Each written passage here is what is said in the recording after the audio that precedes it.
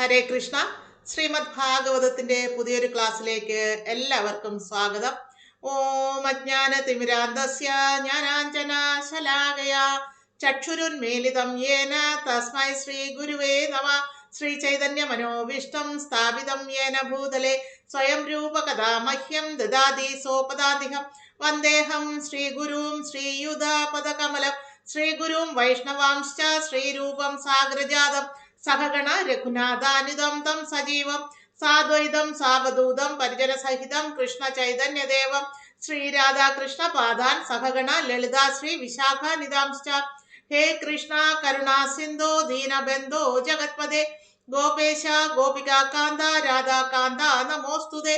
തപ്ത കാഞ്ചന ഗൗരാംഗി രാധേ വൃന്ദാവനേശ്വരി വൃഷഭാനു സുതേ ദേവി പ്രണമാമി ഹരിപ്രിയേ. വാഞ്ചാകൽപതരൂപൈശ്ച കൃപാ സിന്ധുവേവ ച പതിതാനാം പാവനേഭ്യോ വൈഷ്ണവേവോ നമോ നമഃ. ഹരേ കൃഷ്ണ. ശ്രീമദ് ഭാഗവതത്തിന്റെ സ്കന്ധം 5 അധ്യായം 1 പ്രിയവ്രത മഹാരാജാവിന്റെ കർമ്മങ്ങൾ എന്ന അധ്യായത്തിൽ വിശദമായിട്ട് എന്തൊക്കെയാണ് ഈ ഭൂലോകത്ത് അല്ലെങ്കിൽ നമ്മുടെ ഭൗതികമായിട്ടുള്ള കാണാൻ പറ്റുന്ന ലോകത്ത് സംഭവിച്ച കാര്യങ്ങൾ എന്തൊക്കെയാണെന്നാണ് ഈ അധ്യായത്തിലൂടെ നമുക്ക് മനസ്സിലാക്കാൻ സാധിക്കുക. അപ്പോൾ ഈ അധ്യായത്തിൽ പറയുന്നു, പ്രിയവ്രത രാജാവ് രാജകീയ ഐശ്വര്യവും പ്രതാപവും ആസ്വദിച്ച ശേഷം പൂർണ്ണ ജ്ഞാനത്തിലേക്ക് എങ്ങനെ തിരികെ പോയെന്ന് വിവരിക്കുന്നതാണ് ഈ അധ്യായം. പ്രിയവ്രത രാജാവ് ആദ്യം ഭൗതിക സമ്പത്തിനോട് വിരക്തനാവുകയും വീണ്ടും രാജ്യത്തോട് ആസക്തനാവുകയും അവസാനം പിന്നെയും ഭൗതിക ആസ്വാദനത്തിൽ വിരക്തനായി മോക്ഷം നേടുകയും ചെയ്തു. ഇത് ശ്രവിച്ച പരീക്ഷിത് മഹാരാജാവ് അത്ഭുത സ്തബ്ധനാവുകയും ഭൗതിക ആസ്വാദനത്തിൽ ആകർഷണമില്ലാത്ത ഭക്തൻ വീണ്ടും എങ്ങനെ അതിൽ ആസക്തനായി തീരും എന്ന ആശയക്കുഴപ്പത്തിലാവുകയും ചെയ്തു. അതിനാൽ അദ്ദേഹം അതിശയത്തോടെ ഇതേപ്പറ്റി ശുകദേവ ഗോസ്വാമിയോട് അന്വേഷിച്ചു. അതായത് ഇവിടെ പറയുന്നത് പ്രിയവ്രത രാജാവ് എന്ന് പറയുന്നത് നമ്മുടെ സ്വയംഭുവ മനുവിന്റെയും ശതരൂപയുടെയും മൂത്ത പുത്രനാണ്. സ്വയംഭുവ മനുവും ശതരൂപയാണ് ആദ്യത്തെ മനുഷ്യൻ. അതായത് ബ്രഹ്മാവ് മനുഷ്യകുലത്തെ സൃഷ്ടിക്കാൻ ആഗ്രഹിച്ചപ്പോൾ ആദ്യമായി സൃഷ്ടിച്ച മനുഷ്യനാണ് സ്വയംഭുവ മനു. അദ്ദേഹത്തിന്റെ ഭാര്യയായിട്ട് ഒരു സ്ത്രീ രൂപത്തെയും ബ്രഹ്മാവ് സൃഷ്ടിച്ച് ശതരൂപ എന്ന നാമകരണം നടത്തി വിവാഹം ചെയ്തു കൊടുത്തു. അപ്പോൾ സ്വയംഭുവ മനുവിനും ശതരൂപയ്ക്കും 5 മക്കളുണ്ടായി. ആ മക്കളുടെ സന്തതി പരമ്പരയാണ് ഇന്ന് കാണുന്ന മനുഷ്യവംശം മൊത്തവും. ഇതായിരിക്കാം ചിലപ്പോൾ ബൈബിളിൽ പറയുന്ന ആദയും ഹൗവയും. അപ്പോൾ സ്വയംഭുവ മനുവും ശതരൂപയും അവരുടെ 5 മക്കളും അവരുടെ മൂത്ത പുത്രനായ പ്രിയവ്രതൻ ജനിച്ച കുറച്ചു നാളുകൾക്ക് ശേഷം ഭൗതിക ആസ്വാദനത്തിൽ യാതൊരു താല്പര്യവുമില്ലാതെ കഠിന തപസ്സിനായി ഹിമാലയ സാനുക്കളിലേക്ക് പോയതായി പറയുന്നു. അപ്രകാരം കഠിന തപസ്സിൽ ഏർപ്പെട്ടുകൊണ്ടിരുന്നു പ്രിയവ്രതൻ. അതേസമയം രണ്ടാമത്തെ പുത്രനായ ഉത്താനപാദൻ അദ്ദേഹത്തിന്റെ സന്തതി പരമ്പരകളിലൂടെ ഈ ഭൂലോകം ഭരണം നടത്തിയിരുന്നു. നല്ല രീതിയിൽ തന്നെ നിർവഹണം നടത്തിയിരുന്നു.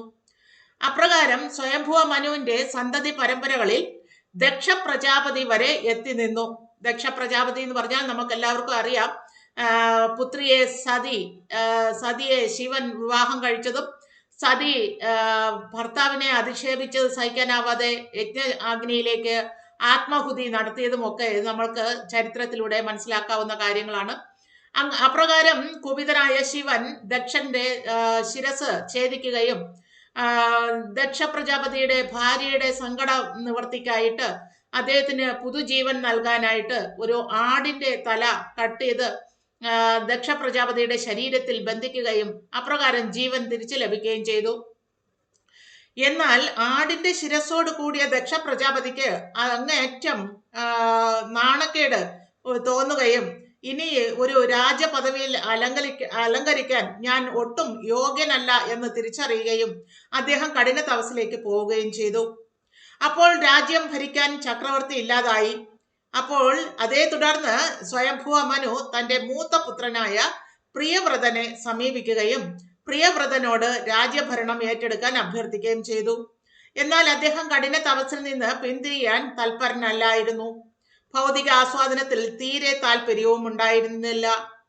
അപ്പോൾ സ്വയംഭുവ മനു നേരെ തന്റെ പിതാവായ ബ്രഹ്മദേവനെ സമീപിക്കുകയും ബ്രഹ്മദേവൻ നാരദ മഹർഷിയോടൊപ്പം മറ്റു സപ്തർഷികളോടൊപ്പം മറ്റു വിശേഷപ്പെട്ട വ്യക്തിത്വങ്ങളോടൊപ്പം മഹർഷിമാരോടൊപ്പം സ്വയംഭുവ മനുവിനോട് കൂടി പ്രിയവ്രതനെ സമീപിക്കുകയും പ്രിയവ്രതനോട്, വത്സ, നിന്റെ കഠിന തപസ് പൂർത്തിയായിരിക്കുന്നു. നീ ആഗ്രഹിക്കുന്നതൊക്കെ നേടാൻ, അല്ലെങ്കിൽ നീ എന്താണോ ആഗ്രഹിച്ചത് അത് നേടാനുള്ള അർഹത നീ നേടിയിരിക്കുന്നു. അതുകൊണ്ട് ഇനി കഠിന തപസ് തുടരേണ്ട ആവശ്യമില്ല. പകരം നിന്റെ നിയതമായ കർത്തവ്യം നിർവഹിക്കേണ്ട സമയമാണ്. നിന്റെ പിതാവിന്റെ ആജ്ഞ പാലിക്കുക എന്നതാണ് ഒരു പുത്രന്റെ കർത്തവ്യം. അതുകൊണ്ട് നീ ഭൂഭരണം ഏറ്റെടുക്കണം എന്ന് അഭ്യർത്ഥിക്കുന്നു. അതേ തുടർന്ന് ബ്രഹ്മാവിൽ നിന്നും അനുഗ്രഹം ലഭിച്ച പ്രിയവ്രതൻ അച്ഛന്റെ ആജ്ഞ അനുസരിക്കാൻ തയ്യാറാകുന്നു. ആ കാര്യങ്ങളാണ് നമുക്ക് ഈ അധ്യായത്തിലൂടെ മനസ്സിലാക്കാൻ സാധിക്കുക. ഇപ്പോൾ പരീക്ഷിത് മഹാരാജാവിന് അത്ഭുതം തോന്നിയത് കഠിന തപസ്സിൽ ഏർപ്പെട്ടുകൊണ്ടിരുന്ന ഭൗതിക ആസ്വാദനത്തിൽ നിന്നും തികച്ചും വിരക്തനായി കഴിഞ്ഞ ഒരു പരമഭക്തനായിട്ടുള്ള പ്രിയവ്രതൻ എപ്രകാരമാണ് വീണ്ടും ഭൗതിക ആസ്വാദനത്തിനായി ഈ ചക്രവർത്തി പദം അല്ലെങ്കിൽ ഭൂഭരണം ഏറ്റെടുത്തത്, പിന്നെ അതിനുശേഷം അദ്ദേഹം വീണ്ടും വിരക്തനായത് എങ്ങനെ എന്നറിയാനുള്ള ആകാംക്ഷയിലായിരുന്നു. ഇതിന് മറുപടിയായി ഭക്തിയുത സേവനം അതീന്ദ്രിയമായതിനാൽ ഏത് ഭൗതിക സാഹചര്യത്തിലും നിന്നും വ്യതിചലിക്കാൻ കഴിയുകയില്ല എന്ന് ശുകദേവ ഗോസ്വാമി പറഞ്ഞു. പ്രിയവ്രത രാജാവിന് നാരദന്റെ ഉപദേശങ്ങളിൽ നിന്ന് അതീന്ദ്രിയ ജ്ഞാനം ലഭിച്ചിരുന്നതിനാൽ അദ്ദേഹം ഒരു രാജാവിന്റെ ആഡംബരപൂർണമായ ആസ്വാദന ജീവിതത്തിൽ പ്രവേശിക്കാൻ ആഗ്രഹിച്ചിരുന്നില്ല. എങ്കിലും ബ്രഹ്മദേവനെയും ദേവേന്ദ്രനെയും പോലുള്ള ദേവന്മാരുടെ അഭ്യർത്ഥന മാനിച്ച് രാജ്യഭരണം, ഭൂഭരണം ഏറ്റെടുക്കുകയായിരുന്നു. പരമനേതാവിന്റെ, പരമദിവ്യോത്തമ പുരുഷനായ ഭഗവാന്റെ നിയന്ത്രണത്തിലാണ് സകലതും സംഭവിക്കുക. സർവരും അതിന് വിധേയമായി പ്രവർത്തിക്കുകയും വേണം. ഒരു കാള അതിന്റെ മൂക്ക് കയറിനാൽ നിയന്ത്രിക്കപ്പെടുന്നത് പോലെ എല്ലാ ബദ്ധാത്മാക്കളും ഭൗതിക പ്രകൃതിയുടെ വശീകരണ ശക്തിക്ക് വഴങ്ങി പ്രവർത്തിക്കാൻ നിർബന്ധിതരാകുന്നു. അതിനാൽ ഒരു പരിഷ്കൃത മനുഷ്യൻ വർണ്ണാശ്രമ ധർമ്മ പ്രകാരം പ്രവർത്തിക്കുക തന്നെ വേണം. ഭൗതിക രീതിയിലുള്ള ജീവിതത്തിൽ പോലും ഒരുവന് യഥേഷ്ടം പ്രവർത്തിക്കാനുള്ള സ്വാതന്ത്ര്യമില്ല. അത് നമ്മൾ തിരിച്ചറിയുന്നില്ല എന്ന് മാത്രം. പരമോന്നതനായ ഭഗവാൻ നൽകുന്ന പ്രത്യേക രീതിയിലുള്ള ഒരു ശരീരം സ്വീകരിക്കാൻ നാം നിർബന്ധിതരാകുന്ന ഓരോരുത്തർക്കും അതിനനുസരിച്ച് വിഭിന്ന നിലവാരത്തിലുള്ള സുഖ ദുഃഖാദികൾ ലഭിക്കുകയും അതിനാൽ ഒരുവൻ കൃത്രിമമായി വീടുപേക്ഷിച്ച് വനത്തിൽ പോയാലും വീണ്ടും ഭൗതിക ജീവിതത്തോട് ആസക്തി ഉള്ളവനായി തീരുകയും ചെയ്യും. കുടുംബജീവിതം ഇന്ദ്രിയ നിയന്ത്രണം പരിശീലിക്കുന്നതിനുള്ള ഒരു കോട്ടയോട് സാദൃശ്യം ചെയ്യപ്പെട്ടിരിക്കുന്നു. ഇന്ദ്രിയങ്ങൾ നിയന്ത്രണത്തിലായി കഴിയുമ്പോൾ ഒരുവന് ഗൃഹത്തിലോ വനത്തിലോ എവിടെ വേണേലും വസിക്കാം. രണ്ടും തമ്മിൽ അയാൾക്ക് ഒരു വ്യത്യാസവും അനുഭവപ്പെടില്ല. പ്രിയവ്രത രാജാവ് ബ്രഹ്മദേവന്റെ ഉപദേശം അനുസരിച്ച് രാജസിംഹാസനം സ്വീകരിച്ചപ്പോൾ അവന്റെ പിതാവ് മനു വനത്തിലേക്ക് പോകാൻ തയ്യാറായി. അദ്ദേഹം ഗൃഹം ഉപേക്ഷിച്ച് സന്യാസം സ്വീകരിച്ചു. പ്രിയവ്രതൻ പിന്നീട് വിശ്വകർമാവിന്റെ പുത്രി ബർഹിഷ്മതിയെ വിവാഹം ചെയ്തു. ബർഹിഷ്മതിയുടെ ഗർഭപാത്രത്തിൽ അവൻ അഗ്നീന്ദ്രൻ, യുഗ്മജിഹ്വൻ, യജ്ഞബാഹു, മഹാവീരൻ, ഹിരണ്യരേതാൻ, ഖ്രദപൃഷ്ടൻ, സവനൻ, മേധാതിഥി, വീതിഹോത്രൻ, കവി എന്നിങ്ങനെ 10 പുത്രന്മാരെ ജനിപ്പിച്ചു. ഊർജസ്വതി എന്നൊരു പുത്രിയും അവനുണ്ടായി. പ്രിയവ്രത രാജാവ് തന്റെ പത്നിയോടും കുടുംബത്തോടുമൊപ്പം അനേകായിരം സംവത്സരം ജീവിച്ചു. പ്രിയവ്രത മഹാരാജാവിന്റെ രഥത്തിന്റെ ചക്രപ്പാടുകൾ 7 സമുദ്രങ്ങളെയും 7 ദ്വീപുകളെയും ഈ ലോകത്ത് സൃഷ്ടിച്ചു. ഭൂമണ്ഡലത്തിൽ അതെങ്ങനെ എന്ന് വിശദമായിട്ട് ഈ സ്കന്ധത്തിലൂടെ, 5-ാം സ്കന്ധത്തിലൂടെ മനസ്സിലാക്കാൻ സാധിക്കും. അങ്ങനെ പ്രിയവ്രതന്റെ 10 പുത്രന്മാരിൽ കവി, മഹാവീരൻ, സവനൻ എന്നീ 3 പേരും ജീവിതത്തിന്റെ 4-ാം ക്രമമായ സന്യാസം സ്വീകരിക്കുകയും മറ്റ് 7 പേരും 7 ദ്വീപുകളുടെ ഭരണാധികാരികളായി തീരുകയും ചെയ്തിരുന്നു. പ്രിയവ്രത മഹാരാജാവിന് ഒരു 2-ാം പത്നി കൂടി ഉണ്ടായിരുന്നു. അവളിൽ അവന് ഉത്തമൻ, രൈവതൻ, താമസൻ എന്നീ 3 പുത്രന്മാരുണ്ടായി. അവരെല്ലാവരും മനുവിന്റെ പദവിയിലേക്ക് ഉയർത്തപ്പെട്ടു. പ്രിയവ്രത മഹാരാജാവ് മോക്ഷം നേടിയത് എങ്ങനെയെന്ന് ഇപ്രകാരം ശുകദേവ ഗോസ്വാമി വിവരിച്ചു. അപ്പോൾ ഓരോ ശ്ലോകത്തിലൂടെ വിശദമായി നമുക്ക് നോക്കാം. 1-ാം ശ്ലോകത്തിൽ പറയുന്നു, ശുകദേവ ഗോസ്വാമിയോട് പരീക്ഷിത് മഹാരാജാവ് അന്വേഷിച്ചു, അല്ലയോ മഹാമുനെ, ആത്മസാക്ഷാത്കാരം സിദ്ധിച്ചവനും ഭഗവാന്റെ മഹാഭക്തനായിരുന്നിട്ടും പ്രിയവ്രത രാജാവ് എന്തുകൊണ്ടാണ് കർമ്മഫലകാംക്ഷ കർമ്മങ്ങൾ ബന്ധനത്തിനും മനുഷ്യ ജീവിത ദൗത്യത്തിന്റെ പരാജയത്തിനും മൂലകാരണമായ ഗൃഹസ്ഥ ജീവിതത്തിലേക്ക് കടന്നത്? അപ്പോൾ ഇവിടെ ചോദിക്കുന്നത് പരീക്ഷിത് മഹാരാജാവ് ശുകദേവ ഗോസ്വാമിയോട് ചോദിക്കുകയാണ്, കഠിന തപസ്സിൽ ഏർപ്പെട്ടിരുന്ന ആത്മസാക്ഷാത്കാരം സിദ്ധിച്ച പ്രിയവ്രതൻ എങ്ങനെയാണ് വീണ്ടും ഭൗതിക ആസ്വാദനത്തിൽ അകപ്പെട്ടത് എന്നാണ് ചോദിക്കുന്നത്. അതിന്റെ ഉത്തരമായി പറയുന്നു 2-ാം ശ്ലോകത്തിൽ, ഭക്തന്മാർ നിശ്ചയമായും മുക്തരായ വ്യക്തികൾ തന്നെയാണ്. ആയതിനാൽ അല്ലയോ ബ്രാഹ്മണോത്തമ, അവർക്ക് കുടുംബകാര്യങ്ങളിൽ മുഴുകുവാനും ആവില്ലല്ലോ. അപ്പൊ പരീക്ഷിത് മഹാരാജാവ് പറയാണ്, ആത്മസാക്ഷാത്കാരം സിദ്ധിച്ചാൽ മുക്തരായി കഴിഞ്ഞാൽ പിന്നെ എങ്ങനെയാണ് വീണ്ടും ഗൃഹസ്ഥാശ്രമം ശീലിക്കുക എന്നാണ് ചോദിക്കുന്നത്. അപ്പോൾ പരമദിവ്യോത്തമ പുരുഷനായ ഭഗവാന്റെ പാതാരവിന്ദങ്ങളിൽ അഭയം നേടിയ ഉത്കൃഷ്ടരായ മഹാത്മാക്കൾ ആ പാദകമലങ്ങളുടെ നിഴലിനാൽ പരിപൂർണരായി സംതൃപ്തരാക്കപ്പെടുന്നു.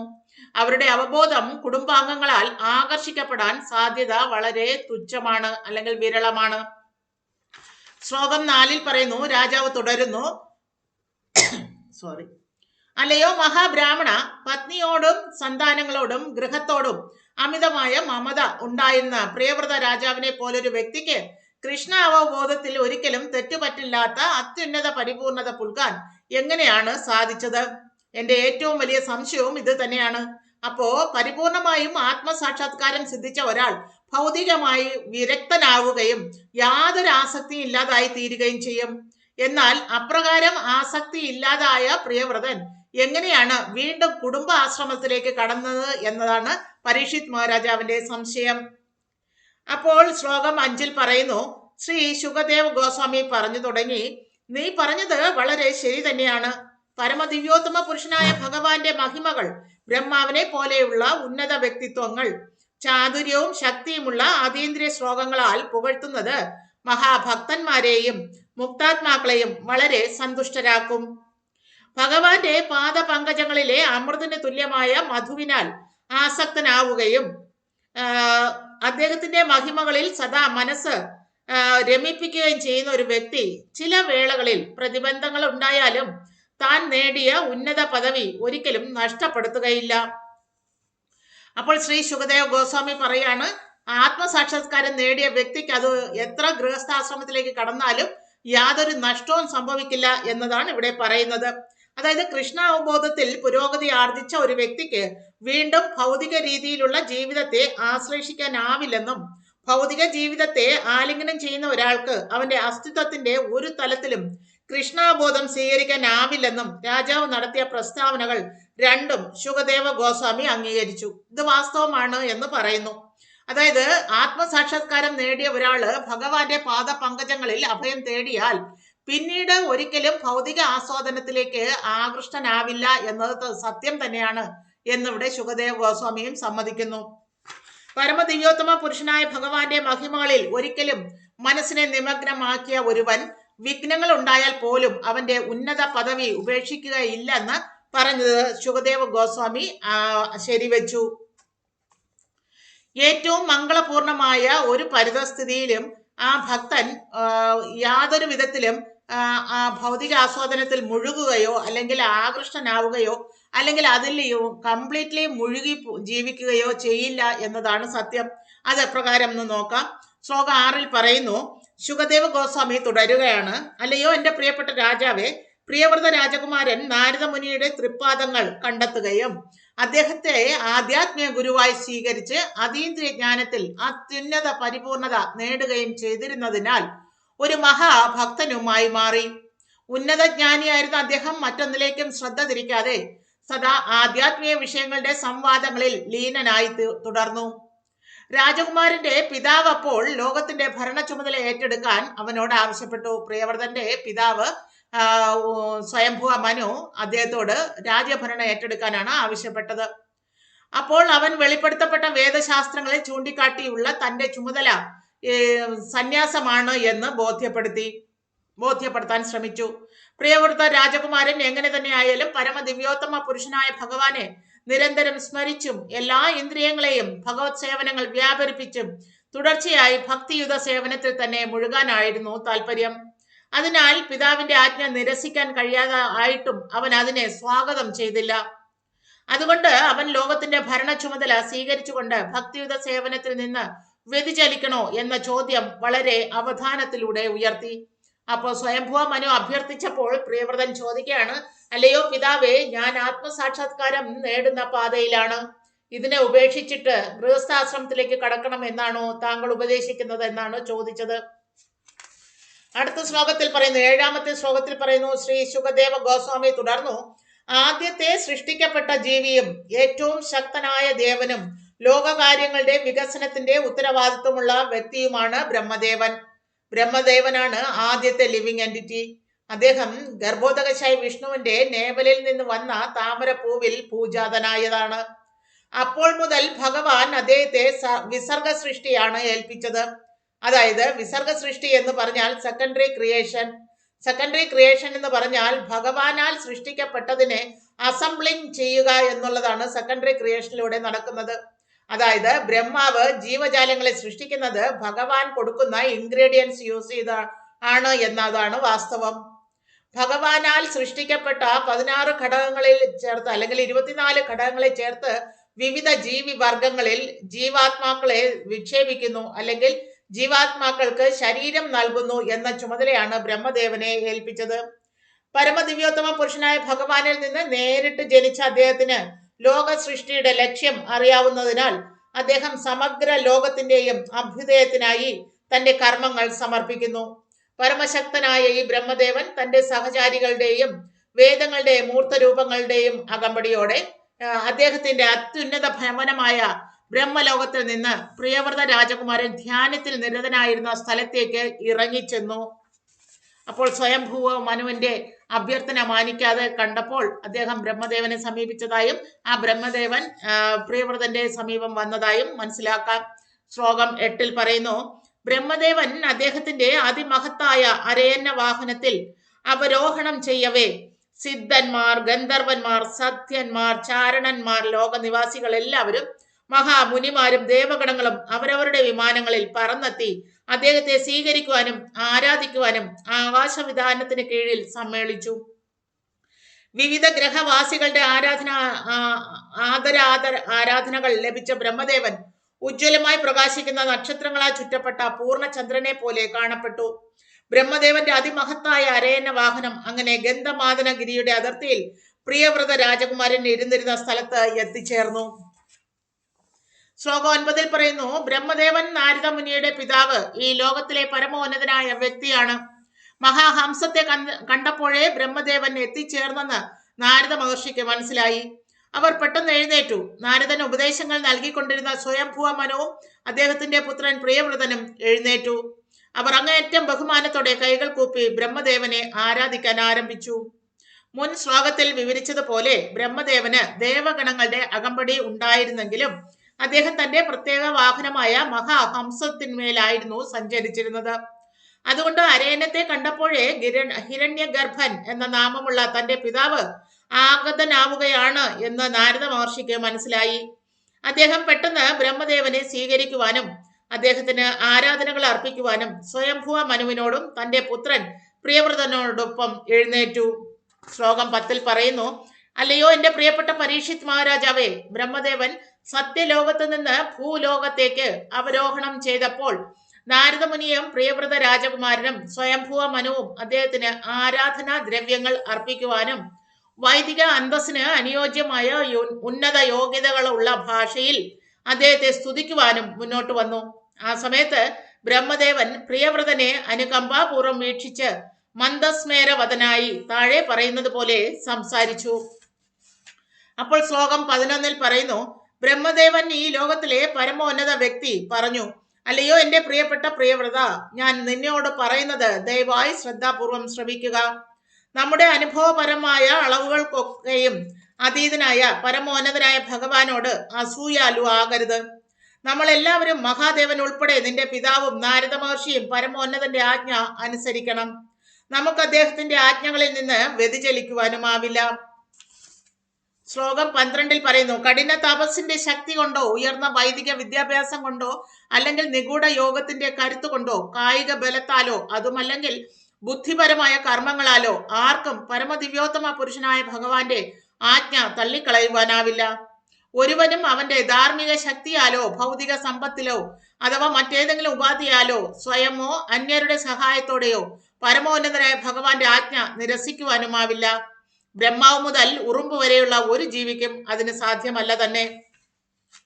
ശ്ലോകം 13 പറയുന്നു, അല്ലയോ എന്റെ പ്രിയപ്പെട്ട പ്രിയവ്രത, പരമദിവ്യോത്തമ പുരുഷനായ ഭഗവാന്റെ ആജ്ഞ പ്രകാരം എല്ലാ ജീവസത്തകളും ജനന മരണങ്ങൾക്ക് വേണ്ടിയും കർമ്മം ചെയ്യുന്നതിനും ദുരിതം അനുഭവിക്കുന്നതിനും വ്യാമോഹിതനാകുന്നതിനും ഭാവിയിലെ ആപത്തുകൾ ഓർത്ത് ആദി പിടിക്കുന്നതിനും ദുഃഖിക്കുന്നതിനും സന്തോഷിക്കുന്നതിനും മറ്റുമായി വിവിധ തരത്തിലുള്ള ഭൗതിക ശരീരങ്ങൾ സ്വീകരിക്കേണ്ടിയിരിക്കുന്നു. ശ്ലോകം 14 പറയുന്നു, അല്ലയോ എന്റെ പ്രിയപ്പെട്ട കുട്ടി, നമ്മളെല്ലാവരും നമ്മുടെ യോഗ്യതകൾക്കും പ്രവൃത്തികൾക്കും അനുസരിച്ച് വേദങ്ങൾ ആജ്ഞാപിച്ചിട്ടുള്ള വർണ്ണാശ്രമ വ്യവസ്ഥ വിഭജനങ്ങൾ പാലിക്കാൻ ബാധ്യസ്ഥരാണ്. ഈ വിഭജനങ്ങൾ ശാസ്ത്രീയമായി ക്രമീകരിച്ചിട്ടുള്ളവയാകയാൽ ഒഴിവാക്കാനുമാവില്ല. അതുകൊണ്ട് നാം എല്ലാവരും വർണ്ണാശ്രമ ധർമ്മ പ്രകാരമുള്ള നമ്മുടെ കർത്തവ്യങ്ങൾ നിർവഹിക്കണം. മൂക്ക് കയറിട്ട കാളകൾ കാളവണ്ടിക്കാരൻ നയിക്കുന്ന പാതയിലൂടെ നീങ്ങുന്നത് പോലെ നാം നീങ്ങണം. നമ്മളിൽ മൂക്ക് കയറിട്ടിരിക്കുന്നത് സാക്ഷാൽ ഭഗവാൻ തന്നെയാണ്. എല്ലാ ജീവജാലങ്ങളുടെ നിയന്ത്രണം ഭഗവാനിലാണ്. ഭഗവാൻ തന്നെയാണ് നമുക്ക് ഏത് ശരീരം ലഭിക്കണം എന്ന് നിഷ്കർഷിക്കുന്നത്. അതിനനുസരിച്ചുള്ള ശരീരമാണ് ബ്രഹ്മാവ് തരുന്നത്. കാരണം അവനവൻ ചെയ്യുന്ന കർമ്മത്തിന്റെ ഫലം അവനവൻ തന്നെ അനുഭവിക്കണം. ആ കർമ്മം, നമ്മൾ എന്താണോ ചെയ്യുന്ന കർമ്മം, അതിന്റെ റിസൾട്ട് അനുസരിച്ചാണ് ഭഗവാൻ ഓരോരോ ശരീരങ്ങൾ നമുക്കായി തരുന്നത്. അപ്പോൾ നമ്മൾ വർണ്ണാശ്രമ വ്യവസ്ഥ പാലിക്കാൻ മനുഷ്യൻ ബാധ്യസ്ഥനാണ് എന്ന് ഇവിടെ ബ്രഹ്മാവ് ഊന്നി പറയുന്നു. 4 വർണ്ണാശ്രമ വ്യവസ്ഥകളുണ്ട്. അതായത് ബ്രഹ്മചര്യം, ഗൃഹസ്ഥം, വാനപ്രസ്ഥം, സന്യാസം. ഇതാണ് 4 ആശ്രമങ്ങൾ. 4 വർണ്ണങ്ങൾ: ബ്രാഹ്മണർ, ക്ഷത്രിയർ, വൈശ്യർ, ശൂദ്രർ എന്നീ 4 വർണ്ണങ്ങളും. ഇത് മാനവരാശിയുടെയും മാനവ സമൂഹത്തിന്റെയും നന്മയ്ക്കായിട്ട് ഭഗവാൻ തന്നെ സൃഷ്ടിക്കപ്പെട്ടവയാണ്. അതായത് ഭഗവാൻ ഭഗവത്ഗീതയിൽ പറയുന്നു, ചാതുർവർണ്ണ്യം മയാ സൃഷ്ടം ഗുണ കർമ്മ വിഭാഗശ. അതായത് ഗുണത്തിന്റെയും കർമ്മത്തിന്റെയും അടിസ്ഥാനത്തിലാണ് ചാതുർവർണ്ണ്യം സൃഷ്ടിച്ചത്. ബ്രാഹ്മണനാണോ, ക്ഷത്രിയനാണോ, വൈശ്യനാണോ, ശൂദ്രനാണോ എന്ന് നിശ്ചയിക്കുന്നത് അവനവനിൽ നിക്ഷിപ്തമായിരിക്കുന്ന കർമ്മത്തിനെ അടിസ്ഥാനപ്പെടുത്തിയാണ്. പിന്നെ ഗുണത്തിന്റെയും അടിസ്ഥാനത്തിലാണ്. അപ്പോൾ സത്വഗുണം, രജോ ഗുണം, തമോ ഗുണം എന്നീ 3 ഗുണത്തിലും നമ്മൾ ചെയ്യുന്ന കർമ്മത്തിന്റെ അടിസ്ഥാനത്തിലാണ് നമ്മൾ ബ്രാഹ്മണരാണോ, ക്ഷത്രിയരാണോ, വൈശ്യരാണോ, ശൂദ്രരാണോ എന്ന് അനുമാനിക്കേണ്ടത് എന്ന് സാരം. വീണ്ടും ബ്രഹ്മാവ് തുടരുന്നു, അല്ലയോ എന്റെ പ്രിയപ്പെട്ട പ്രിയവ്രത, ഭൗതിക പ്രകൃതിയുടെ വിഭിന്ന ഗുണങ്ങളോടുള്ള നമ്മുടെ സംസർഗത്തിനനുസരിച്ച് പരമദിവ്യോത്തമ പുരുഷനായ ഭഗവാൻ നമുക്ക് നമ്മുടെ ശരീരവും സുഖദുഃഖങ്ങളും നൽകുന്നു. അതിനാൽ ഒരുവൻ അവന്റെ യഥാർത്ഥ സ്ഥിതിയിൽ തുടരുകയും പരമോ ദിവ്യോത്തമ പുരുഷനായ ഭഗവാനാൽ നയിക്കപ്പെടുകയും വേണം. അന്ധനായ ഒരാൾ എല്ലാം കാണാൻ കണ്ണുകളുള്ള ഒരു വ്യക്തിയാൽ നയിക്കപ്പെടുന്നത് പോലെ. അപ്പോൾ അടുത്ത ശ്ലോകത്തിൽ പറയുന്നു, ശ്ലോകം 16 പറയുന്നു, ഒരുവൻ മോചിതനായാൽ പോലും അവന്റെ കഴിഞ്ഞ കാല കർമ്മങ്ങൾ അനുസരിച്ചുള്ള ശരീരം സ്വീകരിക്കേണ്ടി വരുന്നു. ഏത് വിധേനയായാലും അവൻ തന്റെ കഴിഞ്ഞ കർമ്മത്തിന്റെ സന്തോഷവും ക്ലേശവും തെറ്റായ സങ്കല്പമില്ലാതെ സൂക്ഷ്മ നിരീക്ഷണം ചെയ്യുന്നു. ഉറക്കത്തിൽ നിന്നുണർന്ന ഒരു വ്യക്തി ഉറക്കത്തിൽ കണ്ട സ്വപ്നം സ്മരിക്കുന്നത് പോലെ. അപ്രകാരം സ്ഥിരത ആർജിക്കുന്ന അവൻ പിന്നീടൊരിക്കലും ഭൗതിക പ്രകൃതിയുടെ ഗുണങ്ങളുടെ പ്രേരണയ്ക്ക് കീഴ്പ്പെട്ട് മറ്റൊരു ഭൗതിക ശരീരം നേടാൻ കർമ്മം ചെയ്യില്ല. അപ്പോൾ ഇവിടെ പറയുന്നത്, നമ്മൾ ഉറക്കത്തിൽ പല സ്വപ്നങ്ങളും കാണുന്നുണ്ട്. അതുപോലെ ആ ഉറക്കത്തിൽ നിന്ന് ഉണർന്നു കഴിഞ്ഞാൽ അതെല്ലാം മിഥ്യയാണ് എന്ന് വിചാരിക്കുന്നു അല്ലെങ്കിൽ മനസ്സിലാക്കുന്നു. അതുപോലെയാണ് ഒരു ജീവിതത്തിൽ ഇരുന്നു കൊണ്ട് ചെയ്യുന്ന കർമ്മങ്ങളുടെ റിസൾട്ട് എല്ലാം അടുത്ത ജീവിതത്തിൽ നമ്മൾ അനുഭവിക്കാൻ ബാധ്യസ്ഥരാവുകയും എന്നാൽ അടുത്ത ജന്മം കിട്ടുമ്പോൾ ഈ ജന്മത്തിൽ ഇരുന്ന കാര്യങ്ങളെല്ലാം നമ്മൾ വിസ്മരിച്ചു പോവുകയും ചെയ്യുന്നു. അതെല്ലാം ഭഗവാന്റെ ഓരോ ലീലാവിലാസങ്ങളായി മനസ്സിലാക്കണം. ശ്ലോകം 17 പറയുന്നു, ആത്മനിയന്ത്രണമില്ലാത്തവൻ ഒരു വനത്തിൽ നിന്ന് മറ്റൊരു വനത്തിലേക്ക് സഞ്ചരിച്ചാലും ഭൗതിക ബന്ധനത്തെ ഭയപ്പെടുക തന്നെ വേണം. കാരണം 6 സഹപത്നിമാർക്ക് ഒപ്പമാണ് മനസ്സും ജ്ഞാനേന്ദ്രിയങ്ങളും അവൻ ജീവിക്കുന്നത്. അപ്പോൾ നമ്മുടെ ശരീരത്തിൽ 6 ഇന്ദ്രിയങ്ങളായിട്ട് പറയുന്നുണ്ട്. പഞ്ചേന്ദ്രിയങ്ങൾ എല്ലാവർക്കും അറിയാം, എന്നാൽ മനസ്സിനെയും 6ാമത്തെ ഇന്ദ്രിയമായിട്ടാണ് കണക്കാക്കുന്നത്. ഈ 6 ഇന്ദ്രിയങ്ങളെയും ഇവിടെ 6 ഭാര്യമാരോടാണ് ഉപമിച്ചിരിക്കുന്നത്. ഗൃഹസ്ഥ ജീവിതത്തിൽ പോലും ആത്മനിയന്ത്രണമുള്ള ഒരുവനെ ജിതേന്ദ്രിയനായ ജ്ഞാനിയെ ഉപദ്രവിക്കാൻ ആർക്കും സാധിക്കില്ല. അപ്പോൾ ഗൃഹസ്ഥാശ്രമിയായി ഇരുന്നാലും ഈ 6 ഇന്ദ്രിയങ്ങളെ നിയന്ത്രിക്കാൻ കഴിയുന്നവനെ മറ്റൊരു ശക്തിക്കും തോൽപ്പിക്കാനാവില്ല എന്നിവിടെ പറയുന്നു. ശ്ലോകം 18 പറയുന്നു, മനസ്സിനെയും പഞ്ചേന്ദ്രിയങ്ങളെയും ജയിച്ചടക്കി കുടുംബജീവിതത്തിൽ മുഴുകി കഴിയുന്ന ഗൃഹസ്ഥൻ ശക്തരായ ശത്രുക്കളെ കീഴടക്കി കോട്ടയ്ക്കുള്ളിൽ സുരക്ഷിതനായിരിക്കുന്ന രാജാവിനെ പോലെയാണ്. ഒരുവന് ഗൃഹസ്ഥ ജീവിതത്തിൽ പരിശീലനം ലഭിക്കുകയും അവന്റെ കാമ ആഗ്രഹങ്ങൾ ക്ഷയിക്കുകയും ചെയ്യുമ്പോൾ അവൻ ആപത്ത് കൂടാതെ എവിടെയും സഞ്ചരിക്കാം, ആരെയും ഭയക്കേണ്ടതുമില്ല. ശ്ലോകം 19 പറയുന്നു, ബ്രഹ്മദേവൻ തുടർന്നു, അല്ലയോ എന്റെ പ്രിയപ്പെട്ട പ്രിയവ്രത, അരവിന്ദരാഭനായ ഭഗവാന്റെ പാദമാകുന്ന താമരപ്പൂവിനുള്ളിൽ ശരണം നേടുക. അപ്രകാരം 6 ഇന്ദ്രിയങ്ങളെയും മനസ്സിനെയും 5 പഞ്ചേന്ദ്രിയങ്ങളെയും കീഴടക്കുക. ഭൗതിക ഭോഗം സ്വീകരിക്കുക. എന്തുകൊണ്ടെന്നാൽ നീ ഇത് ചെയ്യണമെന്ന് ഭഗവാൻ പ്രത്യേകം ആജ്ഞാപിച്ചിട്ടുണ്ട്. അപ്രകാരം നിനക്ക് എപ്പോഴും ഭൗതിക സഹവാസത്തിൽ നിന്ന് സ്വതന്ത്രനായി ഇരിക്കാനും നിന്റെ വ്യവസ്ഥാപിത പദവിയിൽ ഇരുന്നു കൊണ്ട് ഭഗവാന്റെ ആജ്ഞകൾ നടപ്പാക്കുവാനും സാധിക്കും. അപ്പോൾ ബ്രഹ്മദേവൻ വലിയ തത്വജ്ഞാനമാണ് പ്രിയവ്രതന് കൊടുക്കുന്നത്. അതായത്, അല്ലയോ പുത്ര, നിനക്ക് നിന്റെ ആധ്യാത്മിക ജീവിതം ഒരിക്കലും നഷ്ടപ്പെടുകയില്ല. പകരം ഭക്തിയുത സേവനത്തിൽ ഏർപ്പെട്ടുകൊണ്ട് ഭൗതികമായിട്ടുള്ള എല്ലാ ചുമതലകളും കടമകളും നിറവേറ്റുക എന്നാണ് ഇവിടെ ബ്രഹ്മദേവൻ ഉപദേശിക്കുന്നത്. ശ്ലോകം 20 പറയുന്നു, ശ്രീ ശുകദേവ ഗോസ്വാമി തുടർന്നു, ത്രിലോകങ്ങളുടെയും ആധ്യാത്മിക ഗുരുവായ ബ്രഹ്മദേവനാൽ അപ്രകാരം പരിപൂർണമായി ഉപദേശിക്കപ്പെട്ടതിനു ശേഷം സ്വയം താഴ്ന്ന പദവിയിലായിരുന്ന പ്രിയവ്രതൻ അദ്ദേഹത്തിന് പ്രണാമങ്ങൾ അർപ്പിക്കുകയും അദ്ദേഹത്തിന്റെ ആജ്ഞ ബഹുമാനപൂർവ്വം ശിരസ വഹിക്കുകയും ചെയ്തു. അപ്പോ എല്ലാ ജീവജാലങ്ങളും ബ്രഹ്മദേവന്റെ കീഴെയാണ് എന്നുള്ളൊരു ബോധമാണ് പ്രിയവ്രതൻ ഇപ്പോൾ കാണിച്ചത് എന്ന് സാരം. അപ്രകാരം പ്രിയവ്രതൻ ബ്രഹ്മദേവനെ നമസ്കരിച്ചുകൊണ്ട് അദ്ദേഹത്തിന്റെ ആജ്ഞകൾ പാലിക്കാൻ തയ്യാറായതായി കാണാം. ശ്ലോകം 21 നോക്കൂ. ബ്രഹ്മദേവൻ അനന്തരം മനുവിനാൽ, സ്വയംഭൂവ മനുവിനാൽ അവൻ ആവുമിതം ശ്രേഷ്ഠമായി ആദരിക്കപ്പെട്ടു. പ്രിയവ്രതനും നാരദനും നീരസത്തിന്റെ ലാഞ്ചന പോലും ഇല്ലാതെ ബ്രഹ്മാവിനെ വീക്ഷിച്ചു. അങ്ങനെ പ്രിയവ്രതനെ അവന്റെ പിതാവിന്റെ അഭ്യർത്ഥന പ്രകാരം പ്രതിജ്ഞാബദ്ധനാക്കിയതിനു ശേഷം ബ്രഹ്മദേവൻ ലൗകിക മനസ്സിനും വാക്കുകൾക്കും വിവരണാതീതമായ സ്വന്തം ഭവനത്തിലേക്ക്, സത്യലോകത്തിലേക്ക് അല്ലെങ്കിൽ ബ്രഹ്മലോകത്തിലേക്ക് മടങ്ങിപ്പോയി. അപ്പോൾ വലിയ തത്വജ്ഞാനം പറഞ്ഞു കൊടുത്തതിന് ശേഷം ബ്രഹ്മദേവൻ ആദരവുകളെല്ലാം സ്വീകരിച്ച് തിരിച്ച് സ്വന്തം ധാമത്തിലേക്ക് പോയി, സത്യലോകത്തിലേക്ക് അല്ലെങ്കിൽ ബ്രഹ്മലോകത്തിലേക്ക് തിരിച്ചു പോയതായി ഇവിടെ കാണാം. ശ്ലോകം 22 പറയുന്നു, സ്വയംഭൂവ മനു അപ്രകാരം ബ്രഹ്മദേവന്റെ സഹായത്തോടെ തന്റെ ആഗ്രഹങ്ങൾ പൂർത്തീകരിച്ചു. അപ്പോൾ ഗൃഹസ്ഥാശ്രമം ഉപേക്ഷിക്കാൻ തയ്യാറായി എന്ന് സാരം. നാരദ മഹർഷിയുടെ അനുവാദത്തോടെ മനു തന്റെ പുത്രന് സർവ്വലോകങ്ങളുടെയും പരിപാലനത്തിന്റെയും പരിരക്ഷയുടെയും ഭരണ ചുമതല ഏൽപ്പിച്ചു കൊടുത്തു. അപ്രകാരം അവൻ ആത്യന്തം ആപത്കരവും വിഷം നിറഞ്ഞതുമായ ഭൗതിക കാമങ്ങളുടെ സമുദ്രത്തിൽ നിന്ന് സ്വയംഭൂവ മനു കരകയറി അതെല്ലാം സ്വന്തം പുത്രന്റെ മേൽ വെച്ചു എന്നാണ് ഇവിടെ പറയുന്നത്. ശ്ലോകം 23 നോക്കാം. അങ്ങനെ പ്രിയവ്രതൻ പരമദിവ്യോത്തമ പുരുഷനായ ഭഗവാന്റെ ആജ്ഞ പാലിച്ച് ലോകകാര്യങ്ങളിൽ പരിപൂർണമായും പ്രിയവ്രതൻ അങ്ങനെ പരമദിവ്യോത്തമ പുരുഷനായ ഭഗവാന്റെ ആജ്ഞ പാലിച്ച് ലോകകാര്യങ്ങളിൽ പൂർണ്ണമായും മുഴുകി. എങ്കിലും അവൻ എല്ലാ ഭൗതിക ആകർഷണങ്ങളിൽ നിന്നുമുള്ള മോചന കാരണമായ ഭഗവാന്റെ പങ്കജപാദങ്ങളെ നിരന്തരം ചിന്തിച്ചുകൊണ്ടിരുന്നു. പ്രിയവ്രത മഹാരാജാവ് എല്ലാ ഭൗതിക മാലിന്യങ്ങളിൽ നിന്നും പരിപൂർണ മുക്തനായിരുന്നെങ്കിലും അവൻ തന്റെ മേലധികാരികളുടെ ആജ്ഞകളെ ആദരിക്കുന്നതിന് ഭൗതിക ലോകം ഭരിക്കുക തന്നെ ചെയ്തു. ശ്ലോകം 24 പറയുന്നു, അനന്തരം പ്രിയവ്രത മഹാരാജാവ് വിശ്വകർമാവെന്ന പേരുള്ള പ്രജാപതിയുടെ പുത്രി ബഹിർഷ്മതിയെ വിവാഹം ചെയ്തു ഗൃഹസ്ഥാശ്രമത്തിലേക്ക് കടന്നു. അവളിൽ അവൻ സൗന്ദര്യം, സ്വഭാവം, ഉദാരത തുടങ്ങിയ യോഗ്യതകളിൽ തനിക്ക് സമാനരായ 10 പുത്രന്മാരെ ജനിപ്പിച്ചു. എല്ലാവരിലും ഇളയവനായി ഊർജസ്വതി എന്നൊരു പുത്രിയും ജനിച്ചു. ശ്ലോകം 26 പറയുന്നു, പ്രിയവ്രത മഹാരാജാവിന്റെ 10 പുത്രന്മാരുടെ പേരുകൾ അഗ്നീന്ദ്രൻ, ജിഹ്വൻ, യജ്ഞബാഹു, മഹാവീരൻ, ഹിരണ്യരേതസ്, കൃതപൃഷ്ടൻ, സവനൻ, മേധാതിഥി, വീതിഹോത്രൻ, കവി എന്നിങ്ങനെയായിരുന്നു. ഈ നാമങ്ങളെല്ലാം അഗ്നിദേവന്റെ പര്യായങ്ങളുമാണ്. ശ്ലോകം 26 നോക്കാം. ഈ 10 പേരിൽ കവി, മഹാവീരൻ, സവനൻ എന്നിവർ പരിപൂർണ ബ്രഹ്മചര്യത്തിൽ ജീവിച്ചു. ബാല്യം മുതലേ ബ്രഹ്മചര്യം അനുഷ്ഠിച്ച് പരിത്യാഗ ജീവിതത്തിൽ നിപുണരായ അവർ പരമഹംസ പദവും പ്രാപിച്ചു. ശ്ലോകം 27 പറയുന്നു, അപ്രകാരം ജീവിതത്തിന്റെ ആരംഭം മുതലേ പരിത്യാഗ ക്രമത്തിൽ സ്ഥിതി ചെയ്ത അവർ മൂവരും തങ്ങളുടെ ഇന്ദ്രിയങ്ങളുടെ പ്രവർത്തനങ്ങളെ സമ്പൂർണമായി നിയന്ത്രിച്ച് മഹാവിശുദ്ധരായി.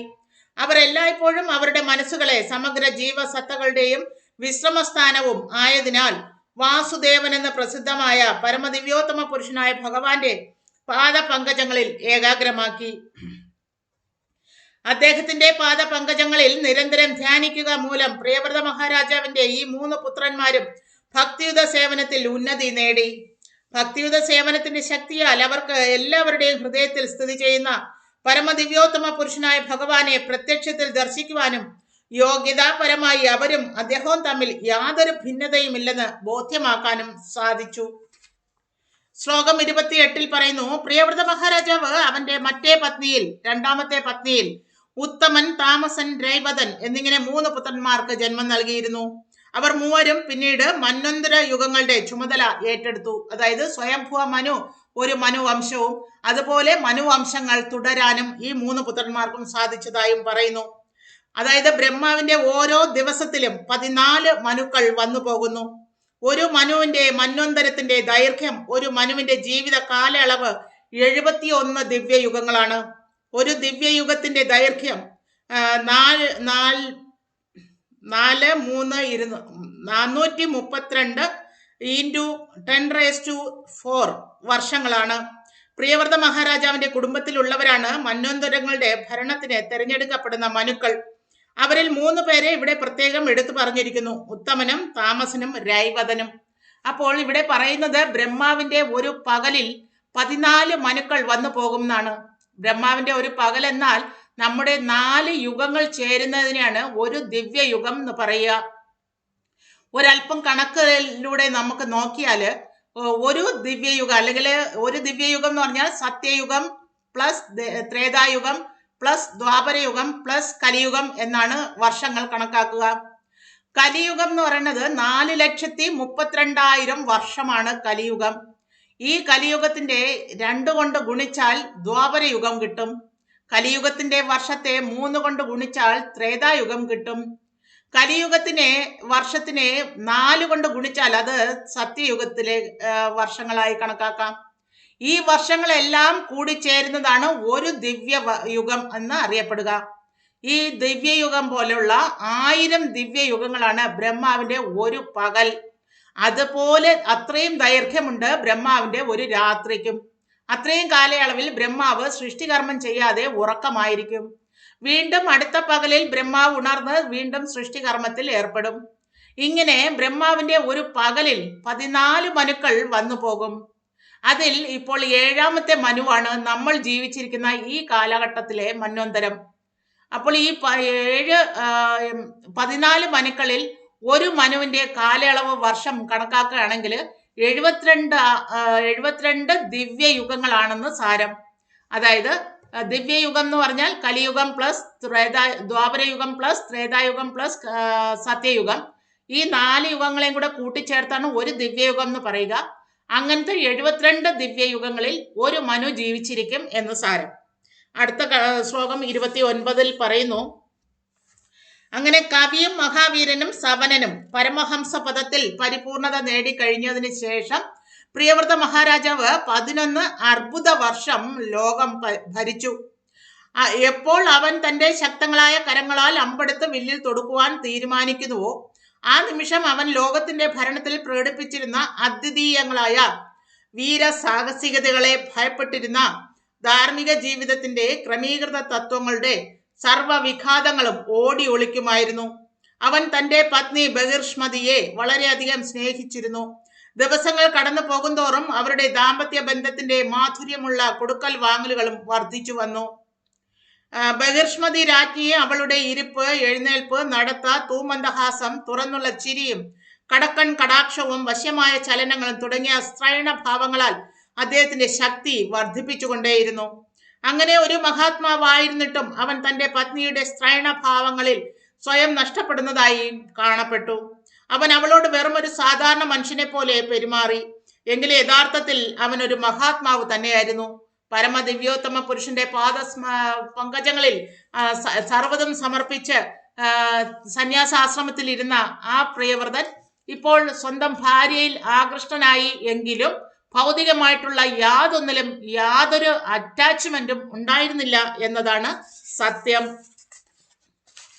അടുത്ത ശ്ലോകം 30 പറയുന്നു, അതിശ്രേഷ്ഠമായി ലോകം ഭരിക്കുന്നതിനിടയിൽ പ്രിയവ്രത രാജാവ് ഒരിക്കൽ ശക്തനായ സൂര്യദേവന്റെ പ്രദക്ഷിണത്തിൽ അസംതൃപ്തനായി. സൂര്യദേവൻ അവന്റെ രഥത്തിൽ സുമേരു പർവ്വതത്തെ പ്രദക്ഷിണം ചെയ്യുമ്പോൾ ചുറ്റിനുമുള്ള ഗ്രഹങ്ങളെല്ലാം പ്രകാശപൂർണമായി. എങ്ങനെ തന്നെ ആയാലും സൂര്യൻ പർവ്വതത്തിന്റെ ഉത്തര ദിശയിലായപ്പോൾ ദക്ഷിണഭാഗത്ത് പ്രകാശത്തിന്റെ ലഭ്യത കുറഞ്ഞു. അതുപോലെ സൂര്യൻ പർവ്വതത്തിന്റെ ദക്ഷിണഭാഗത്തായിരുന്നപ്പോൾ ഉത്തരഭാഗത്തും പ്രകാശം കുറഞ്ഞു. പ്രിയവ്രത രാജാവിന് ഇത് ഇഷ്ടമായില്ല. ലോകത്തിന്റെ രാത്രിയായിരിക്കുന്ന ഭാഗവും പകൽ പോലെ പ്രകാശമാനമാക്കാൻ തീരുമാനിച്ച അവൻ കണ്ണഞ്ചിക്കുന്ന പ്രകാശമുള്ള ഒരു രഥത്തിൽ സൂര്യന്റെ ഭ്രമണപഥം പിന്തുടർന്ന് തന്റെ ആഗ്രഹം സഫലമാക്കി. പരമദിവ്യോത്തമ പുരുഷനായ ഭഗവാനെ ഉപാസിച്ച് സ്വായത്തമാക്കിയിരുന്ന ശക്തിയാൽ അവൻ അത്തരം അത്ഭുത പ്രവൃത്തികൾ നടത്താൻ കഴിയുമായിരുന്നു. അപ്പോൾ ഇവിടെ പറയുന്നത് പ്രിയവ്രത രാജാവ് തന്റെ ഭൂഭരണം അല്ലെങ്കിൽ ഭൂമണ്ഡലത്തിന്റെ ഭരണം ഏറ്റെടുത്തപ്പോൾ അദ്ദേഹത്തിന് കാണാൻ സാധിച്ചത് സൂര്യന്റെ കിരണങ്ങൾ ഒരു ഭാഗത്ത് മൗണ്ട് സുമേരുവിന്റെ മറുവശത്ത് എത്തിപ്പെടുന്നില്ല. 6 മാസത്തോളം അവിടെ ഇരുട്ട് വ്യാപിച്ചിരുന്നതായി മനസ്സിലാക്കി. അപ്പോൾ പ്രിയവ്രത രാജാവ് സ്വയം മറ്റൊരു സൂര്യനായി തന്റെ തപശക്തിയാൽ മാറിക്കൊണ്ട് ആ ഭൂമണ്ഡലത്തില് 7 ദ്വീപുകളും 7 ഐലൻഡുകളും തീർക്കുമാറ് തന്റെ രഥത്തിൽ ഭ്രമണം ചെയ്യുകയും ആ ഭ്രമണത്തിന്റെ അപ്പുറം സൂര്യദേവന്റെ പ്രകാശം പോലെ സ്വയം സൂര്യനായിക്കൊണ്ട് പ്രിയവ്രതൻ മറുഭാഗത്തും പ്രകാശം എത്തിച്ചതായി നമ്മൾക്ക് മനസ്സിലാക്കാം. ശ്ലോകം 31 പറയുന്നു, പ്രിയവ്രതൻ സൂര്യന്റെ പിന്നാലെ അവന്റെ രഥം ഓടിച്ചപ്പോഴുണ്ടായ രഥചക്രചാലുകൾ പിന്നീട് ഭൂമണ്ഡലം എന്നറിയപ്പെടുന്ന ഗ്രഹ സംവിധാനത്തെ 7 കടലുകളും 7 ദ്വീപുകളുമായി വിഭജിച്ചു എന്നാണ് ഇവിടെ പറയുന്നത്. അതായത് ശൂന്യാകാശത്തിലെ ഗ്രഹങ്ങളെ ചിലപ്പോൾ ദ്വീപുകൾ എന്ന് വിളിക്കാറുണ്ട്. സമുദ്രത്തിലെ വിവിധ തരം ദ്വീപുകൾ നമുക്ക് പരിചിതങ്ങളാണ്. അതുപോലെ 14 ലോകങ്ങളായി വിഭജിക്കപ്പെട്ടിട്ടുള്ള വിവിധ ഗ്രഹങ്ങൾ ശൂന്യതയുടെ സമുദ്രത്തിലെ ദ്വീപുകൾ തന്നെയാണ്. പ്രിയവ്രത മഹാരാജാവ് സൂര്യന്റെ പിന്നാലെ രഥമോടിച്ച് സൃഷ്ടിച്ച 7 വ്യത്യസ്ത സമുദ്രങ്ങളും ഗ്രഹ സംവിധാനങ്ങളും ഒന്നിച്ചു ചേരുന്നതാണ് ഭൂമണ്ഡലം എന്നറിയപ്പെടുന്ന ഈ ഭൂമി. ഗായത്രി മന്ത്രത്തിൽ നമ്മൾ ഓം ഭൂർഭുവസ്വഹ തത്സവിതുർവരേണ്യം എന്ന് ജപിക്കുന്നു. ഭൂലോക ഗ്രഹ സംവിധാനങ്ങൾക്ക് മീതെ ഭൂവർലോകവും അതിനു മീതെ സ്വർഗീയ ഗ്രഹ സംവിധാനമായ സ്വർഗലോകവുമാണ് ഉള്ളത്. അതാണ് ഓം ഭൂർഭുവ സ്വ. അതായത് ഭൂവർലോകം, ഭൂലോകം, സ്വർഗലോകം, ഇത് 3 കൂടി ചേർന്നാണ് മിഡിൽ പ്ലാനറ്ററി സിസ്റ്റം എന്ന് അറിയപ്പെടുന്നത്. നമ്മുടെ ഭൂമി ഉൾക്കൊള്ളുന്ന ഈ ഭൂമണ്ഡലം ഉൾപ്പെടെ 14 ലോകങ്ങൾ ഒരു ബ്രഹ്മാണ്ടത്തിനുള്ളിൽ സ്ഥിതി ചെയ്യുന്നു എന്ന് നമ്മൾക്ക് മനസ്സിലാക്കാം ഭാഗവതത്തിലൂടെ. അങ്ങനെ ഈ ഒരുവൻ പ്രഭാതത്തിൽ നിന്ന് ഉണർന്നു കഴിഞ്ഞാൽ ഉടനെ ജപിക്കുന്ന ഈ ഗായത്രി മന്ത്രത്തിലൂടെ ആരാധിക്കുന്നത് സൂര്യദേവനെയാണ്.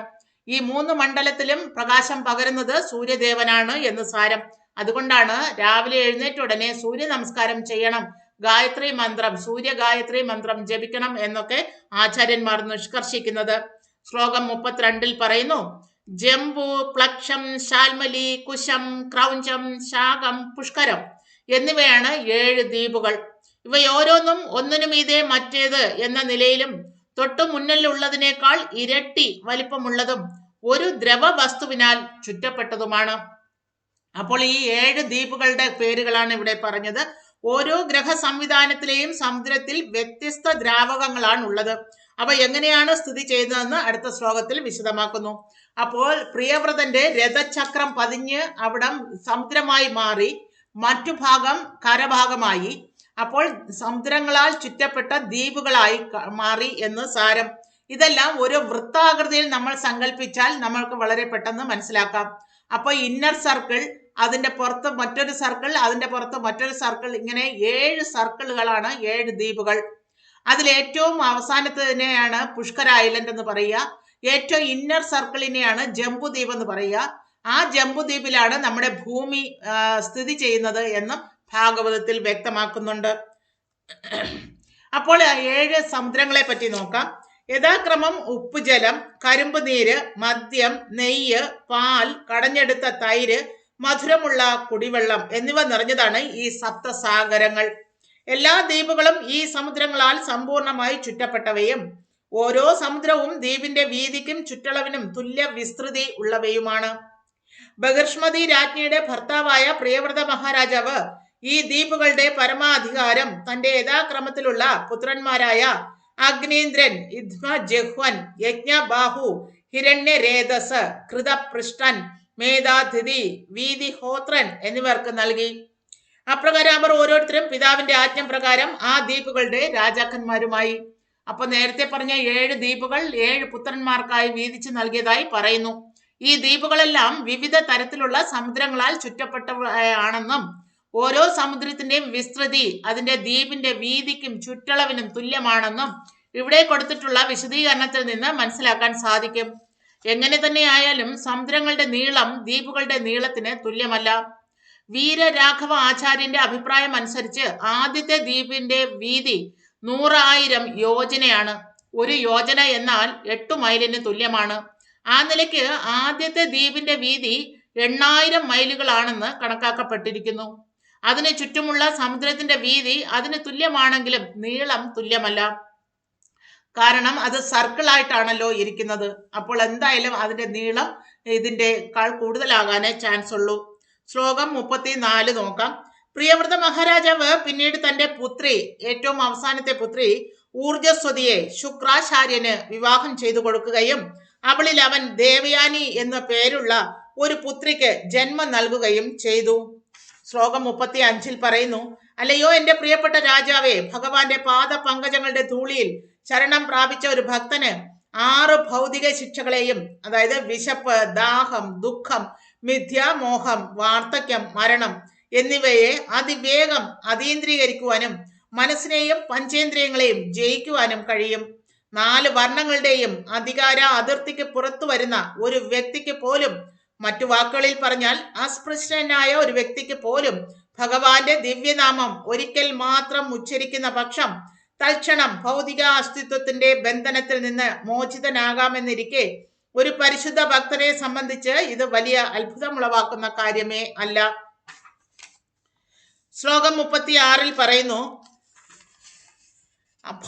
ഭൗതിക ഐശ്വര്യങ്ങളുടെ ശക്തിയും സ്വാധീനവും പൂർണ്ണമായി ആസ്വദിക്കുന്നതിനിടയിൽ നാരദ മഹാമുനിക്ക് പരിപൂർണ സമർപ്പിതനായ പ്രിയവ്രതൻ കൃഷ്ണ അവബോധത്തിലായിരുന്നിട്ടും എങ്ങനെയോ വീണ്ടും ഭൗതിക കുരുക്കുകളിൽ അകപ്പെട്ടു പോയതുപോലെ ഒരിക്കൽ പ്രിയവ്രത മഹാരാജാവിന് മനസ്സിലാക്കാൻ സാധിച്ചു.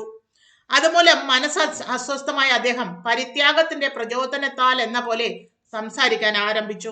അപ്പോൾ 2 ഭാര്യമാരിലായിട്ട് 13 പുത്രന്മാർക്കും ഒരു പുത്രിക്കും ജന്മം നൽകിയതിന് ശേഷം ഗൃഹസ്ഥാശ്രമം നന്നായി പരിപാലിച്ചതിന് ശേഷം അദ്ദേഹത്തിൽ വീണ്ടും വിരക്തി അനുഭവപ്പെടാൻ തുടങ്ങി എന്ന് പറയുന്നു. ശ്ലോകം 37 പറയുന്നു, രാജാവ് അപ്രകാരം സ്വയം വിമർശിച്ചു തുടങ്ങി. കഷ്ടം, എന്റെ ഇന്ദ്രിയ പ്രീർണന നിമിത്തം ഞാൻ എത്ര നിന്ദ്യനായി തീർന്നിരിക്കുന്നു. ഞാനിപ്പോൾ ഒരു പൊട്ടക്കിണറിന് തുല്യമായ ഭൗതിക ആസ്വാദനത്തിൽ പതിച്ചു പോയിരിക്കുന്നു. എനിക്ക് മടുത്തിരിക്കുന്നു. എനിക്കിനി കൂടുതൽ ഭൗതിക ആസ്വാദനം ആവശ്യമില്ല. ഞാൻ എൻ്റെ പത്നിയുടെ കരങ്ങളിൽ നൃത്തം ചെയ്യുന്ന ഒരു കുരങ്ങനായി മാറിയിരിക്കുന്നത് എങ്ങനെയെന്ന് നോക്കൂ. ഇതുമൂലം ഞാൻ അപഹാസ്യനായിരിക്കുന്നു. അപ്പോൾ പ്രിയവ്രത മഹാരാജാവിന് ഇപ്പോൾ സ്വബോധം വീണ്ടും കിട്ടിയതുപോലെ അദ്ദേഹം സ്വയം വിമർശിക്കാൻ തുടങ്ങിയതായി പറയുന്നു. എൻ്റെ ഇന്ദ്രിയങ്ങളുടെ പിന്നാലെ ഞാൻ പോയത് കാരണമാണ് ഗൃഹസ്ഥാശ്രമത്തിൽ ഞാൻ ഇത്രത്തോളം ഇൻവോൾവ് ആയത് എന്നാണ് അദ്ദേഹം തിരിച്ചറിയുന്നത്. ശ്ലോകം 38 പറയുന്നു, പരമദിവ്യോത്തമ പുരുഷനായ ഭഗവാന്റെ കൃപയാൽ പ്രിയവ്രത മഹാരാജാവ് വീണ്ടും അവന്റെ ബോധത്തിലേക്ക് ഉണർന്നു. അവൻ അവന്റെ ഭൗതികമായ നേട്ടങ്ങളെല്ലാം തന്റെ വിനീതരായ പുത്രന്മാർക്ക് വിഭജിച്ചു നൽകി. അവൻ എത്രയോ കാലം ഇന്ദ്രിയ ചാരിതാർത്ഥ്യം അനുഭവിച്ച പത്നിയെയും ഐശ്വര്യപൂർണമായ രാജ്യവും ഉൾപ്പെടെ സർവ്വതും പരിത്യജിക്കുകയും എല്ലാ ആകർഷണങ്ങളോടും സമ്പൂർണ്ണ വിരക്തനാവുകയും ചെയ്തു. ഒരു മനുഷ്യനായാൽ ഒരു കാലഘട്ടത്തിൽ വിരക്തനാവണം എന്നാണ് പറയുന്നത്. ഗൃഹസ്ഥാശ്രമം കുറച്ചു കാലത്തേക്ക് ആസ്വദിക്കാം. അത് കഴിഞ്ഞാൽ സന്യാസാശ്രമവും അല്ലെങ്കിൽ വാനപ്രസ്ഥത്തിലേക്കും നമ്മൾ തിരിയണം എന്നതാണ് വാസ്തവം. എങ്കിൽ മാത്രമേ 4 വർണ്ണാശ്രമ വ്യവസ്ഥ സമൂഹത്തിൽ നിലനിൽക്കുകയും ചെയ്യുകയുള്ളൂ. അങ്ങനെ എല്ലാ ആകർഷണങ്ങളോടും സമ്പൂർണ്ണ വിരക്തനായ അവൻ അവന്റെ ഹൃദയം ശുദ്ധീകരിച്ച് അവിടെ പരമ ദിവ്യോത്തമ പുരുഷനായ ഭഗവാന്റെ ലീലകളുടെ സ്ഥാനമാക്കി. അപ്രകാരം അവന് കൃഷ്ണാവബോധത്തിന്റെ പാതയിലേക്ക്, ആധ്യാത്മിക ജീവിതത്തിലേക്ക് മടങ്ങാനും അവൻ നേടിയിരുന്ന പദവി നാരദ മഹാമുനിയുടെ കാരുണ്യത്താൽ വീണ്ടെടുക്കുവാനും സാധിച്ചു. അങ്ങനെ ഗൃഹസ്ഥ ആശ്രമത്തിൽ നിന്ന് വിരക്തനായ പ്രിയവ്രതൻ വീണ്ടും ഭൗതിക ആസ്വാദനത്തിൽ നിന്നെല്ലാം വിടുതൽ നേടി അതീന്ദ്രിയ ആസ്വാദനത്തിലേക്ക് തിരിഞ്ഞതായി കാണാം. അങ്ങനെ പ്രിയവ്രത മഹാരാജാവിന്റെ പ്രവർത്തനങ്ങൾ സംബന്ധിച്ച് പ്രശസ്തങ്ങളായ നിരവധി ശ്ലോകങ്ങളുണ്ട്. പ്രിയവ്രത മഹാരാജാവ് ചെയ്തതൊക്കെയും ചെയ്യാൻ പരമദിവ്യോത്തമ പുരുഷനല്ല, ഭഗവാൻ അല്ലാതെ മറ്റാർക്കും സാധിക്കില്ല. അവൻ നിശയുടെ നിമിട അന്ധകാരത്തെ തുരത്തുകയും സപ്തസാഗരങ്ങൾ കുഴിച്ചുണ്ടാക്കുകയും ചെയ്തിരിക്കുന്നു. അപ്പോൾ പ്രിയവ്രതന്റെ ആ തപശക്തിയാലാണ് ഭൂമണ്ഡലത്തിൽ സപ്തസാഗരങ്ങളും സപ്തദ്വീപുകളും ഉണ്ടാക്കാനായത് എന്ന് നാം കാണുന്നു. വിവിധ ജനവിഭാഗങ്ങൾ തമ്മിലുള്ള കലഹങ്ങൾ അവസാനിപ്പിക്കുന്നതിന് അന്യരുടെ ഭൂമിയിലേക്ക് കടന്നാക്രമണം നടത്താതിരിക്കാൻ പ്രിയവ്രത മഹാരാജാവ് നദികളുടെയും പർവ്വതങ്ങളുടെയും വനങ്ങളുടെയും സീമകൾ അതിർത്തികളായി അടയാളപ്പെടുത്തി. അപ്പോൾ പിന്നീട് വരുന്ന മനുഷ്യന്മാർ തമ്മിൽ തല്ലാതിരിക്കാൻ വേണ്ടിയിട്ട് അതിർത്തികൾ നിശ്ചയിക്കാനാണ് പർവ്വതങ്ങള് നദികളെയും എല്ലാം അതിരായി തിരിച്ചത് എന്നാണ് ഇവിടെ പറയുന്നത്. ശ്ലോകം 41 പറയുന്നു, നാരദ മഹാമുനിയുടെ മഹാഭക്തനും അനുയായിയും എന്ന നിലയിൽ പ്രിയവ്രത മഹാരാജാവ് ഫലേച്ഛ കർമ്മങ്ങളിലൂടെയും യോഗശക്തിയിലൂടെയും താൻ ആർജിച്ച ഐശ്വര്യങ്ങൾ അവ അധോലോക ഗ്രഹത്തിലായാലും സ്വർഗീയ ഗ്രഹങ്ങളിലായാലും മനുഷ്യ സമൂഹത്തിലായാലും നരകീയങ്ങളാണെന്ന് പരിഗണിച്ചു. അപ്പോൾ ഈ 14 ലോകങ്ങൾ ഭരിക്കാൻ സാധിച്ചാൽ പോലും അതെല്ലാം വെറും നിസ്സാരങ്ങളാണ്, അല്ലെങ്കിൽ നരകതുല്യമാണ്. ഇതിൽ നിന്നെല്ലാം വിടുതൽ നേടി അതീന്ദ്ര ധാമത്തിൽ പ്രവേശിച്ചാൽ മാത്രമേ പെർമനന്റ് ഹാപ്പിനെസ് ലഭിക്കാൻ സാധിക്കൂ എന്ന സത്യമാണ് പ്രിയവ്രത മഹാരാജാവ് ഇപ്പോൾ മനസ്സിലാക്കിയത്. അങ്ങനെ ശ്രീമദ് ഭാഗവതം 5-ാം സ്കന്ധം 1-ാം അധ്യായം പ്രിയവ്രത മഹാരാജാവിന്റെ കർമ്മങ്ങൾ എന്ന ഭക്തി വേദാന്ത വ്യാഖ്യാനം ഇപ്രകാരം സമാപിക്കുന്നു. ഹരിബോൽ, ഹരേ കൃഷ്ണ. Thank you. ബാക്കി ഭാഗം നമുക്ക് അടുത്ത ക്ലാസ്സിൽ കാണാം. അതുവരേക്കും നന്ദി, നമസ്കാരം. ദയവായി ഇത് മാക്സിമം ആൾക്കാരിലേക്ക് എത്തിക്കാനായിട്ട് ലൈക്ക് ചെയ്യൂ, ഷെയർ ചെയ്യൂ, കമന്റ് ചെയ്യൂ. ഹരിബോൽ, ഹരേ കൃഷ്ണ. Thank U.